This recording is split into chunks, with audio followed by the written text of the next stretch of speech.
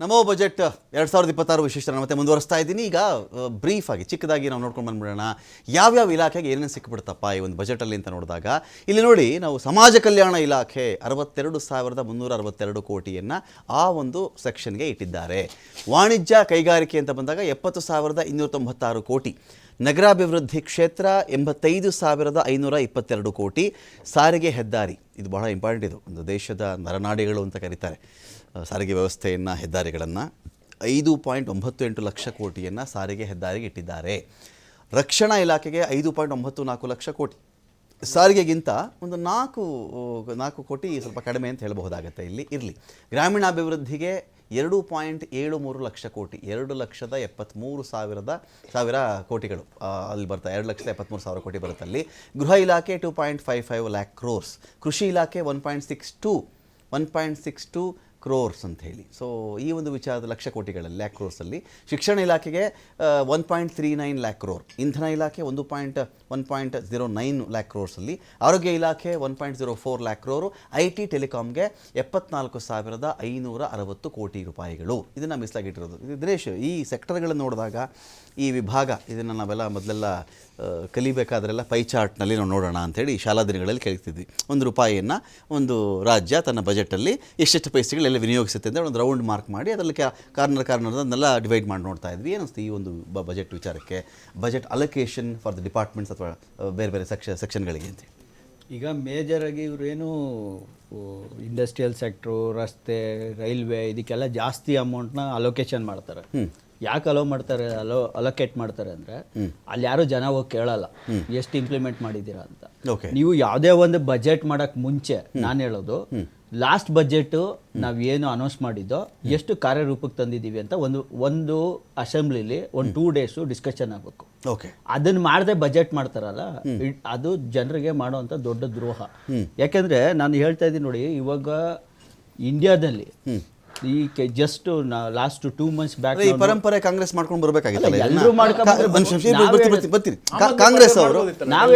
ಕಾಂಗ್ರೆಸ್ ಅವರಾಗ್ಲಿ ಬೇರೆ ಪಕ್ಷಗಳವರಾಗ್ಲಿ ಈ ಒಂದು ಪರಂಪರೆ ಶುರು ಮಾಡಬೇಕಾಗಿತ್ತು, ಅಥವಾ ಬೇರೆ ಕಾಂಗ್ರೆಸ್ ಮಾಡಿಲ್ಲ, ನೀವು ನಿಮ್ಮ ಪಾರ್ಟಿ ಮಾಡಬೇಕಾಗಿತ್ತು. ಈ ಪರಂಪರೆ ನಮ್ಮ ಪಾರದರ್ಶಕತೆ ಹಿಂಗಿದೆ, ಇಷ್ಟು ಬಜೆಟ್ ನಾವು ಕೊಟ್ಟಿದ್ವಿ, ಇಂಥ ಯೋಜನೆ ಮಾಡಿದ್ವಿ, ಇಷ್ಟು ಖರ್ಚಾಯಿತು, ಇಷ್ಟು ನಾವು ಸಾಲ ಇಟ್ಕೊಂಡಿದ್ದೀವಿ, ಇಷ್ಟು ನಮ್ಮ ಕೈಲಿ ಏನು ಮಾಡೋಕ್ಕಾಗಲಿಲ್ಲ, ಇಷ್ಟು ದುಡ್ಡು ಉಳ್ಕೊಳ್ತು, ಮಾಡಬೇಕಿತ್ತು ಯಾರಾದರೂ ಒಬ್ರು. ಯಾರು ಮಾಡಲಿಲ್ವಲ್ಲ ಅದನ್ನು. ಹಿರಿಯಕ್ಕಿಂಚಾಳಿ ಮನೆ ಮಂದಿಗೆಲ್ಲ ಅಂತ ಎಲ್ಲರೂ ಅದನ್ನೇ ಕಂಟಿನ್ಯೂ ಮಾಡ್ಕೊಂಡು ಬಂದಿದ್ದೀರಿ. ನೀವು ಹೇಳೋದೇನಂದ್ರೆ ಸುಮ್ಮನೆ ಲಾಸ್ಟ್ ಬಜೆಟಲ್ಲಿ ಏನು ಮಾಡಿದ್ದಾರೆ ಅದನ್ನು ಎಲ್ಲೂ ಹೇಳ್ತಾ ಇಲ್ಲ. ಈಗ ನಮ್ಮ ಆಮ್ ಆದ್ಮಿ ಪಕ್ಷ ಆದ್ರೂ ಕೂಡ ಈಗ ಪಂಜಾಬಲ್ಲಿ ಉದ್ಯೋಗ ಕೊಡ್ತೀವಿ ಅಂತ ಹೇಳಿದ್ದು, 63,000 ಜನ ಸರ್ಕಾರಿ ಉದ್ಯೋಗನೇ ಕೊಟ್ಟಿದ್ದೀವಿ ನಾವು. ಮತ್ತೆ ಶಿಕ್ಷಣದಲ್ಲಿ ಏನು CBSE ಪ್ಯಾಟರ್ನ್ ಮಾಡ್ತೀವಿ ಅಂತ ಮಾಡಿದೀವಿ. ಪ್ರತಿ ಮನೆಗೆ 10 ಲಕ್ಷ ಹೆಲ್ತ್ ಇನ್ಶೂರೆನ್ಸ್ ಕೊಡಬೇಕು ಅಂತ ಹೇಳಿದೀವಿ, ಕೊಟ್ಟಿದ್ದೀವಿ. ಪ್ರತಿ ಹಳ್ಳಿಗೆ ರಸ್ತೆ ಕೊಡಬೇಕು ಅಂತ ಮಾಡಿದ್ದೋ, ಪ್ರತಿ ಹಳ್ಳಿಗೆ ರಸ್ತೆನೂ ಕೊಟ್ಟಿದ್ದೀವಿ. ಪ್ರತಿಯೊಂದು ಮತ್ತೆ ಮೊಹಲ್ಲಾ ಕ್ಲಿನಿಕ್ಸ್ ಅಂತ ಮಾಡಿದ್ದು ಅದನ್ನು ಕೂಡ ಮಾಡಿ 3,000 ಜನ 4,000 ಜನ ಎಂಪ್ಲಾಯ್ಮೆಂಟ್ಸ್ಗಳನ್ನು ತಗೊಂಡಿದ್ದೀವಿ ಮೊಹಲ್ಲಾ ಕ್ಲಿನಿಕ್ಗಳಿಗೆ. ಅಂದ್ರೆ ನಾವು ಹೇಳಿದ್ದನ್ನ ಎಲ್ಲೂ ಬಿಟ್ಟಿಲ್ಲ. ಮತ್ತೆ ಏನು B ಗ್ರೇಡ್ ಚಾನಲ್ಸ್ ಇತ್ತು, 64% ಇರಿಗೇಷನ್ ಇದ್ದದನ್ನ 84% ಇರಿಗೇಷನ್ ತಗೊಂಡೋಗಿದ್ದೀವಿ ಪಂಜಾಬಲ್ಲಿ. ಇವತ್ತು ಕೇಂದ್ರ ಸರ್ಕಾರ ಏನು ಅನೌನ್ಸ್ ಮಾಡ್ತು ಇರಿಗೇಷನ್, ಇವತ್ತು ಫಾರ್ ಎಕ್ಸಾಂಪಲ್ ಎಲ್ಲ ನಾವು ಬಡ್ಜೆಟ್, ಸೆಮಿ ಕಂಡಕ್ಟರ್ ತುಂಬಾ ಹೈಫೈ ಮಾತುಗಳಾಡ್ತೀವಿ. ಇವತ್ತು ಹೆಲ್ತ್ ಎಮರ್ಜೆನ್ಸಿ ಬಗ್ಗೆ ಯಾರು ಮಾತಾಡ್ತಾ ಇಲ್ಲ. ಹೆಲ್ತ್ ಎಮರ್ಜೆನ್ಸಿ ಅಂದ್ರೆ ಇವತ್ತು ಆಲ್ರೆಡಿ ನಾವು ಡೆಲ್ಲಿಲಿ ನೋಡ್ದೋ ಎಷ್ಟು ಪೊಲ್ಯೂಷನ್ ಆಯ್ತು, ಜನ ಉಸಿರಾಡಕ್ಕಾಗಲ್ಲ. ಸುಮಾರು ಏರ್ ಕ್ವಾಲಿಟಿ ಇಂಡೆಕ್ಸ್ 380-400 ರೀಚ್ ಆಗೋ ಲೆವೆಲ್ ಬಂದು ಎಷ್ಟೋ ಜನ ಸತ್ರು, ಮಕ್ಕಳಿಂದ ಹಿಡಿದು ವೃದ್ಧರ ತನಕ ಸತ್ರು. ಅದಕ್ಕೆ ಇವರು ಅಲೋಕೇಟ್ ಮಾಡಿದ ದುಡ್ಡು ಎಷ್ಟು ಹೋದ ವರ್ಷದಲ್ಲಿ ಎನ್ವೈರನ್ಮೆಂಟಲ್ಗೆ? ಕೇವಲ 3,413 ಕೋಟಿ. ಅದರಲ್ಲಿ ಎಕ್ಸ್ಪೆನ್ಸ್ 3,277 ಕೋಟಿ. ಅಂದ್ರೆ ಸ್ಯಾಲರೀಸು ಅದು ಇದೆ. ಅಲ್ಲಿಗೆ ಏನು ಇವರ ಕೊಡುಗೆ? ಮತ್ತೆ ಇವತ್ತು ಬೆಂಗಳೂರಲ್ಲಿ ಇಷ್ಟೊಂದು ಇಂಡಸ್ಟ್ರಿ ಮಾಡ್ತಾ ಇದ್ದಾರೆ, ಇಂಡಸ್ಟ್ರಿಯಲ್ ಎಕ್ಸ್ಟೆನ್ಷನ್ಗಳು ಮಾಡ್ತಾ ಇದ್ದಾರೆ. ಇವತ್ತು ನಮ್ಮ ನದಿಗಳು ಏನು ಕಲುಷಿತವಾಗಿದ್ದಾವೆ. ಈಗ ನೀವು ನೋಡಿರ್ಬೋದು, ಯಾವುದು ಎಲ್ಲ ಏನು ನಮ್ಮ ನದಿ ಇದೆ ಕಂಪ್ಲೀಟ್ ಆಗಿ 7-8 ನದಿಗಳು ಕುಡಿಯುವ ನೀರು ಯೋಗ್ಯವಾಗಿಲ್ಲ. ಈಗ ಅದೇ ತಿಪ್ಪಗೊಂಡಳ್ಳಿಗೆ ಬರುತ್ತೆ, ಅದೇ ಕೂಡ ಡ್ಯಾಮ್ಗೆ ಹೋಗುತ್ತೆ, ಎಲ್ಲದಕ್ಕೂ ಹೋಗುತ್ತೆ. ಈ ವೃಷಭಾವತಿ ಆಗಿರ್ಬೋದು, ಅರ್ಕಾವತಿ ಆಗಿರ್ಬೋದು, ಈ ನದಿಗಳು ಫುಲ್ ಕೊಳತೋಗಿದೆ. ಈ ಕೊಳೆಯೋದಕ್ಕೆ ಕಾರಣ ಏನು? ಈ ಇಂಡಸ್ಟ್ರೀಸ್ಗಳು ಇಷ್ಟು ಎನ್ವೈರನ್ಮೆಂಟಲ್ ಪೊಲ್ಯೂಟ್ ಮಾಡಿ ಗ್ರೌಂಡ್ ವಾಟರ್ ಕಂಪ್ಲೀಟ್ ಸ್ಪಾಯಿಲ್ ಆಗಿದೆ. ಅದೇ ನೀರು ಕುಡಿದು ಇವತ್ತು ಜನ ಕ್ಯಾನ್ಸರ್ ಬಂದು ಸಾಯ್ತಾ ಇದ್ದಾರೆ. ನಮ್ಮ ಕಾನ್ಸೆಪ್ಟ್ ಏನಂದ್ರೆ Okay. ಈಗ ಏನು ಇಂಡಸ್ಟ್ರಿಗಳನ್ನ ಇವರು ಮಾಡಕ್ ಹೊರಟಿದ್ದಾರೆ, ಮಾಡಿ ಅದರಿಂದ ರೆವಿನ್ಯೂ ತೆಗಿಯಕ್ ಹೋಗ್ತಾ ಇದಾರೆ. ಇದರಿಂದ ಆಗ್ತಾ ಇರೋ ದುಷ್ಪರಿಣಾಮ ಏನು, ಹೊಗೆ ಏರ್ ಕ್ವಾಲಿಟಿ ಇಂಡೆಕ್ಸ್ ಎಷ್ಟು ಹಾಳಾಗಿದೆ, ವಾಟರ್ ಕ್ವಾಲಿಟಿ ಎಷ್ಟು ಹಾಳಾಗಿದೆ. ಇದಕ್ಕೆ ಕೇಂದ್ರ ಸರ್ಕಾರ ಹೇಳ್ತು 3,000 ಕೋಟಿ ಕೆರೆ ಅಭಿವೃದ್ಧಿ ಮಾಡ್ಬಿಡ್ತೀವಿ ಬೆಂಗಳೂರ್ದು, STP ಗಳೆಲ್ಲ ಮಾಡ್ತೀವಿ. ಎಲ್ಲಿ ಕೊಟ್ರು ದುಡ್ಡು? ಇದುವರೆಗೂ ಕೊಟ್ಟಿಲ್ಲ. ಇವತ್ತು ಬೆಂಗಳೂರಲ್ಲಿರೋ 800 ಕೆರೆಗಳು ಸಂಪೂರ್ಣ ಕೊಳೆತು ನಾರ್ತಾ ಇದಾವೆ. ಅದೇ ನೀರುಗಳು ಕುಡಿದು ಜೈ ಮೋದಿಜಿ ಅಂತ ಕೂಗೋ ಜನಗಳು ಇದ್ದಾರೆ. ನಾನು ಹೇಳ್ತಾ ಇರೋದು ಫಸ್ಟ್ ನಾವು ಹೇಗೆ ಅಂದ್ರೆ ಅದು ಅಲ್ಲಿ ದಿನೇಶ್ ನಾನು ಹೇಳ್ಬಿಡ್ತೀನಿ, ನದಿಗಳನ್ನ ತಾಯಿಯಂತೆ ದೇವರಂತೆ ಪೂಜಿಸುವಂಥ ನಾಡಲ್ಲಿ ನದಿಗಳ ಗತಿ ಇದು. ತಾಯಿ ಅಂತೀವಿ, ಪೂರ್ತಿ ಕೇಳಿಸ್ಕೊಂಡ್ಬಿಡ್ತೀನಿ, ತಾಯಿ ಅಂತೀವಿ, ದೇವರು ಅಂತೀವಿ, ಪೂಜಿಸ್ತೀವಿ ಅದನ್ನು. ನಮ್ಮ ದೇಶದಲ್ಲಿ ನದಿಗಳಿಗೆ ತಂದಿರೋ ಸ್ಥಿತಿ ನಾವಿದು.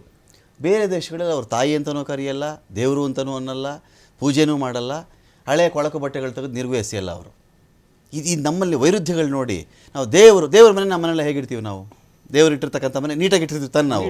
ಅದೇ ಒಂದು ನದಿಗೆ ಬನ್ನಿ ನೀವು, ಒಂದು ಉತ್ಸವ ನಡೆದು ಬಿಡಲಿ, ಒಂದು ಪೂಜೆ ನಡೆದು ಬಿಡಲಿ, ಏನೇನು ಹಾಕಬಾರದೋ ಹಾಕಬೇಕಾದ್ದು ಹಾಕಬಾರ್ದು ಎಲ್ಲವನ್ನೂ ಸುರಿದು ಬಿಡ್ತಾರೆ ಅದರಲ್ಲಿ. ಅದನ್ನು ಗಬ್ಬು ನಾರುವಂತೆ ಮಾಡ್ಬಿಟ್ಟು ಬಂದ್ಬಿಡ್ತೀವಿ. ಹೇಳೋದು ಮಾತ್ರ ನದಿ ಏನಂತ ಕರಿತೀವಿ, ದೇವರು. ಗಂಗೇಚ ಯಮುನೇಚ ನರ್ಮದಾ ಸಿಂಧು ಕಾವೇರಿ ಅಂತ ಶುರು ಮಾಡ್ಕೊಂಡು ಮಾತಾಡೋದು ನಾವು. ಗಂಗಾ ನದಿನ ಹಾಳು ಮಾಡ್ಕೊಂಡು ಕೂರಿಸಿದ್ವಿ ನಾವು ಅಂತ. ಇದು ನಮ್ಮ ಸ್ಥಿತಿ. ಇದು ಜನಾರ್ದನ್ ಸರ್, ಈಗ ಬೆಂಗಳೂರಿಗೆ ಏನು ಬಂತು, ಕರ್ನಾಟಕ ಏನು ಬಂತು ಅಂತ ಬಂದಾಗ ಒಂದು ಮೇಜರ್ ಆಗಿ ಸರ್, ಬೆಂಗಳೂರಲ್ಲಿ ನಾವು ನೋಡಿ, ಕರ್ನಾಟಕ ಕರಾವಳಿಯಲ್ಲಿ ಟ್ರೆಕ್ಕಿಂಗ್ ಮಾರ್ಗ ಅಭಿವೃದ್ಧಿ, ಟ್ರೆಕ್ಕಿಂಗ್ ಮಾರ್ಗ ಅಭಿವೃದ್ಧಿ ಕರಾವಳಿಯಲ್ಲಿ. ಇನ್ನೊಂದು ಕಡೆ ವಿಶ್ವ ದರ್ಜೆಯ ಟ್ರೆಕ್ಕಿಂಗ್ ಮಾರ್ಗ ಅಭಿವೃದ್ಧಿ, ಹೊಸ ಕ್ರೀಡಾ ಸಂಕೀರ್ಣಗಳ ನಿರ್ಮಾಣ, ಖೇಲೋ ಇಂಡಿಯಾ ಮಿಷನ್ ಘೋಷಣೆ, ಕ್ರೀಡಾಪಟುಗಳಿಗೆ ವಿಶೇಷ ತರಬೇತಿ. ಇನ್ನು ಬೆಂಗಳೂರಿಗೆ ವಿಶೇಷವಾಗಿ ಸಿಕ್ಕಿರೋದು, ಈಗ ಮೇಜರಾಗಿ ಸಿಕ್ಕಿರೋದನ್ನು ಹೇಳ್ತಾ ಇದ್ದೀನಿ ಇಲ್ಲಿ. ಬಂಪರ್ ಗಿಫ್ಟ್ ಅಂತ ನಾವು ಹೇಳ್ಬಿಡ್ತೀವಿ ಅದನ್ನು. ಬೆಂಗಳೂರು ಚೆನ್ನೈ ಹೈಸ್ಪೀಡ್ ರೈಲು ಕಾರಿಡಾರ್. ಬೆಂಗಳೂರು ಹೈಸ್ಪೀಡ್ ರೈಲು ಕಾರಿಡಾರ್ ಇದು ಹೊಸ 7 ಹೈಸ್ಪೀಡ್ ಮಾರ್ಗಗಳ ಘೋಷಣೆ. Mumbai Pune, Pune to Hyderabad, Hyderabad to Bengaluru, Hyderabad to Chennai, Chennai to Bengaluru, Delhi to Varanasi, ಪ್ರಮುಖ ನಗರಗಳು ಓಡಿಸೋದಕ್ಕೆ 7 ಹೈಸ್ಪೀಡ್ ರೈಲುಗಳು. ಇದೆಲ್ಲ ಯಾವಾಗ ಸರಿ ಹೈಸ್ಪೀಡ್ ರೈಲುಗಳಾಗೋದು, ಸಬರ್ಬನ್ ರೈಲುಗಳಾಗೋದು? ನಮ್ಮ ಜನ ಮೆಟ್ರೋದ ಬೆಲೆ ಏರಿಕೆ ಹೊರತಾಗಿ ಸಬರ್ಬನ್ ಆಶ್ರಯಿಸಿ ನನಗೆ ಮೆಟ್ರೋಗಿಂದ್ರೆ ಕಡಿಮೆ ಸಿಗ್ತಿದೆಯಪ್ಪ ಅಂಥೇಳಿ ಯಾವತ್ತೂ ನಾವೆಲ್ಲ ಈ ರೈಲುಗಳೆಲ್ಲ ಟ್ರಾವೆಲ್ ಮಾಡೋಂಗಾಗೋದು? ಈಗ ಯಾವುದೇ ರೈಲ್ವೆ ನೀವು ಇಂಟ್ರೊಡ್ಯೂಸ್ ಮಾಡಿದ್ರು ಕೂಡ ಲ್ಯಾಂಡ್ ಅಕ್ವಿಷನ್ ಇಂಪಾರ್ಟೆಂಟ್. ಲ್ಯಾಂಡ್ ಅಕ್ವಿಷನ್ನಲ್ಲಿ ಭಾರಿ ಡಿಲೇ ಆಗುತ್ತೆ. Okay. And courts will interfere and they will give considerable time to defend their cases. And courts are full of cases. ಯಾವುದು ಲ್ಯಾಂಡ್ ಅಕ್ವಿಷನ್ ಬೇಗ ಆಗೋದಿಲ್ಲ. ಈಗ ಬೆಂಗಳೂರು ಟು ಏರ್ಪೋರ್ಟ್ಗೆ ಸಬರ್ಬನ್ ಟ್ರೈನ್ ಅಂತಾರೆ, land problem ಬಂದ್ಬಿಡುತ್ತೆ. Within the target ಪೀರಿಯಡಲ್ಲಿ ಮುಗಿಸೋಕ್ಕಾಗಲ್ಲ. Okay, because of that litigation they cannot complete. ನಿಮ್ದು D K Shivakumar tunnel road ಮಾಡ್ಬಿಡ್ತೀನಿ ನಾನು ಅಂತಾರೆ, ಬೆಂಗಳೂರು ಒಳಗಡೆ ಟನಲ್ ಮಾಡ್ಬಿಡ್ತೀನಿ, ಅಲ್ಬಾಗ ಆ ಕಡೆ ಈ ಕಡೆ ಎಲ್ಲ ಸುರಂಗ ಕೊಡ್ಬಿಡ್ತೀನಿ ಅಂತಾರೆ ಅವರು. ಅದ್ರದ್ದೇನು ತಪ್ಪಿಲ್ಲ.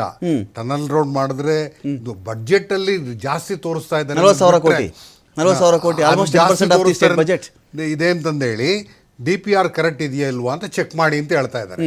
ಅದು ಎಷ್ಟು, ಅದು depends upon the government and other things. Competitive